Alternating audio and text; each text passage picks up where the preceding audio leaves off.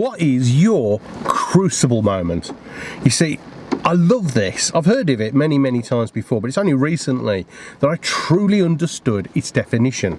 You see, a crucible moment is when you reach a point where it's almost like an epiphany, where you realise you've got no excuses left, you've overcome all the hurdles, and there is nothing else that you can use to stop you doing something and being the best you can be. It's when you have that aha moment and you go forwards in a massive way as a result. Now, one of the first persons I ever met was one of the first persons one of the first people I ever met who described a crucible moment was a friend of mine and a serial entrepreneur called Satnam Senbi. He is into many things like luxury kitchen manufacturing and fitting, property, numerous other things. He's a very, very entrepreneurial mind, truly an entrepreneur. Now, he has got this motto, which is no excuses. Now, could you imagine living your life by no excuses as a metaphor? Whoa. He refuses to give himself excuses as to why he can't until he's found out how he can. That is impressive. This is a guy who, as a lad, used to shovel gravel in a builder's merchant's yard after being told at school he'll amount to nothing, when he stood up in a careers lesson and said, I want to drive a nice car, live in a nice house, wear a shiny suit and wear shiny shoes. And they all laughed at him. And at that point he says, right, no more excuses. I'm going to make this happen. He's now a multimillionaire, one of the nicest guys on the planet, and he still lives by the motto, no excuses. He had a crucible moment. You see, when you've removed one by one all the obstacles, hurdles and challenges, you're left with nothing other than go for it or give in. Every time we've got a hurdle or a challenge or an opportunity or an excuse, we could give in. And we'll play at it, we'll say, I'll try. But what if instead, like Sat, you say, no excuses? I've got an example of my own, one of my crucible moments in relation to proving massive goals.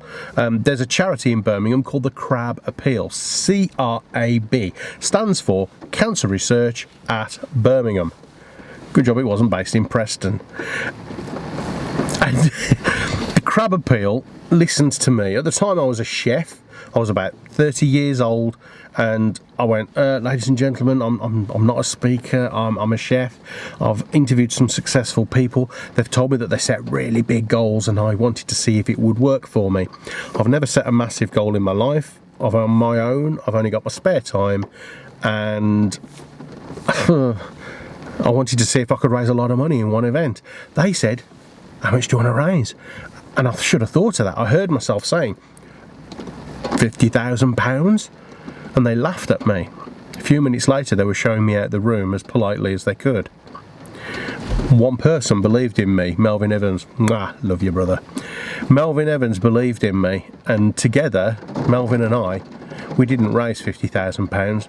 In our very first attempt at raising a massive goal, we raised £288,000. That's over $250,000 in today's money, US.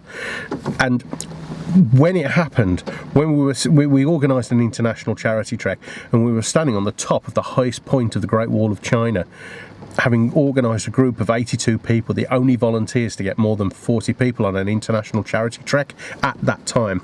And Melvin and I said, what else could we do? Where else can we go? How much could we raise? And Melvin got involved in some of the other projects I did, but Melvin and I, over the next few years, we did projects that probably have broken 4 charity fundraising records and raised, I reckon, somewhere in the region, I've stopped counting, of nearly £750,000.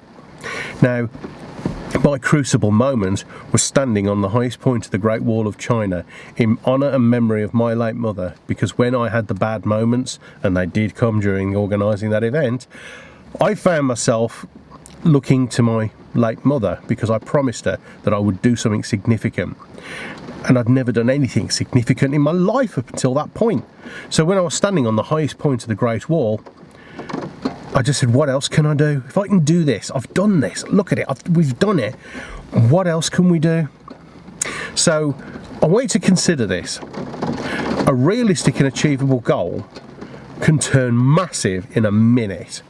And all you need is that crucible moment, one by one, It would help if you get a mentor or a coach or some facilitation, get a mastermind group to help you remove all the excuses, obstacles, hurdles and challenges one by one. It could take weeks or months for this to happen, depending upon who you are as a person.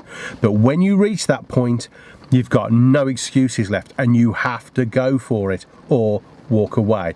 So isn't it better we do it as soon as possible and learn to either A, walk away with respect, or let's do it anyway? What's your crucible moment? See you soon on another Dave's Desk. Thanks for watching. Please subscribe and hit the notification bell for more videos. Then click the TV to watch the next video. Oh, and don't forget to visit our website at davidhyner.com to claim your free audiobook. Until the next time, go Rhino. Having it.